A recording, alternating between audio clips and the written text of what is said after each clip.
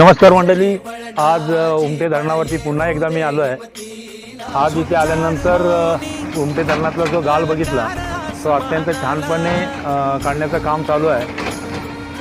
जो 40 गावांना पाणी मिळतोय तो 80 गावांना पाणी मिळावा आणि या लोकांना इथल्या परिसरातील पुन्हा एकदा कायम स्वरूपाचा पाणी मिळावा। आज 8 दिवसांनी 10 दिवसांनी पाणी येतोय, तो डेली पाणी मिळावा या मी स्वतः या इथे जे 8 डंपर असतील, 2 पोकलन असतील, आता आणखी एक पोकलन त्याच्यामध्ये वाढलेली आहे।